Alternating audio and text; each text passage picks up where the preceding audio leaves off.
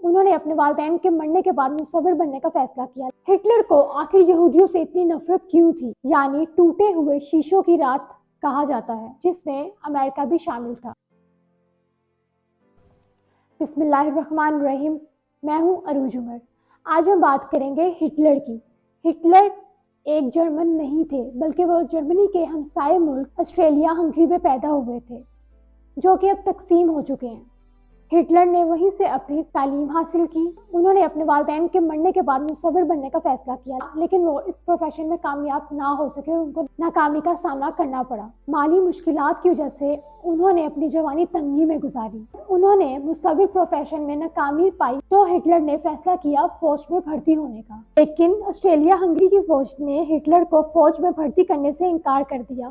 جنگ عظیم کا آغاز ہوا تو بے روزگاری سے تنگ ہٹلر نے اپنے ملک آسٹریا ہنگری کی فوج میں بھرتی ہونے کے لیے امتحانات دیے، لیکن اس کو بھرتی کرنے سے انکار کر دیا گیا۔ کمانڈر نے ہٹلر سے کہا کہ تم اتنے کمزور ہو، تم تو رائفل بھی اٹھا نہیں سکتے، جنگ کیسے کر پاؤ گے؟ مگر تاریخ نے دیکھا کہ چند سالوں بعد ہٹلر نے وہ رتبہ حاصل کیا جس کا کوئی تصور بھی نہیں کر سکتا۔ آسٹریلیا اور ہنگری میں چلنے والی گولی کی وجہ سے پہلی جنگ عظیم چھڑ گئی، جس کی وجہ سے عالمی فوجی نے اپنا بھرتی کا معیار کم کرنے میں مجبور ہو گئی۔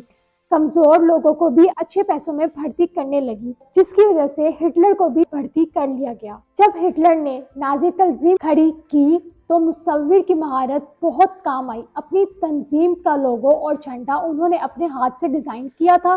اپنی فوج کا یونیفارم اور بیجز بھی انہوں نے اپنی مرضی سے تیار کیے۔ پہلی جنگ عظیم ہٹلر نے ایک عام فوجی کی حیثیت سے لڑی۔ اسی میں وہ اتحادیوں کے کیمیکل ہتھیار کا شکار ہوئے، جس کی وجہ سے وہ چند دنوں کے لیے اندھے ہو گئے، لیکن کچھ ہی عرصے میں ایک معمولی علاج کے بعد ان کی آنکھیں ٹھیک ہو گئیں۔ ہٹلر کو آخر یہودیوں سے اتنی نفرت کیوں تھی؟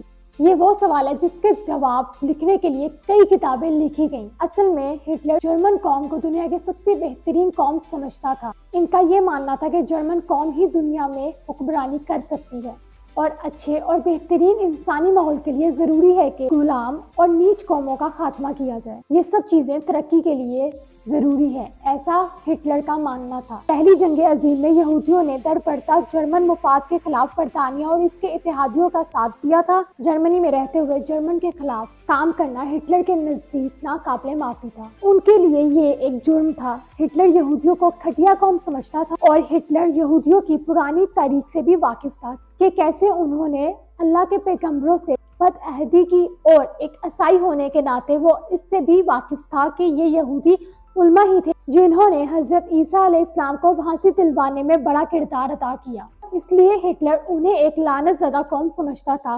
ہٹلر دنیا کو یہودیوں سے پاک کرنا چاہتا تھا۔ میں نے 80% یہودیوں کو مار دیا ہے اور 20% یہودیوں کو چھوڑ دیا ہے، لیکن میرے مرنے کے بعد تم لوگوں کو اس بات کا احساس ہوگا کہ کاش میں ان 20% یہودیوں کو بھی ختم کر کے جاتا اور دنیا سے یہودیوں کا نام و نشان مٹا کر جاتا۔ یہ الفاظ ہٹلر کے تھے۔ ہٹلر کا نام سن کر ذہن میں یہ خیال آتا ہے کہ انہوں نے بڑے پیمانے میں یہودیوں کا قتل عام کیا ہے۔ اس وقت میں حکمرانوں نے یہودیوں پر پابندی لگا دی تھی اور اس پر مخصوص ملازمتیں اور زمین میں ملکیت حاصل کرنے پر پابندی عائد کر دی تھی۔ ایک پروٹوکول تیار کیا گیا۔ اس پروٹوکول پر یہ کہا گیا کہ یہودی پوری دنیا پر قبضہ کرنے کی سازش کر رہے ہیں۔ ان میں یہ واضح تھا کہ یہودیوں خفیہ تنظیموں ایجنسی کے ساتھ سیاسی جماعتوں، معیشت پر اور عوامی رائے کو کنٹرول کرنے میں اور اپنے مقاصد کو حاصل کرنا چاہتا ہے۔ پروٹوکول دنیا کے مختلف ملکوں میں شائع کیا گیا، جس میں امریکہ بھی شامل تھا۔ 9 نومبر 1938 کی رات کو یہودیوں پر تشدد شروع ہو گیا۔ یہ سب پیرس میں یہودیوں کے ہاتھوں ایک جرمن آفیسر کو قتل کرنے کا نتیجہ تھا۔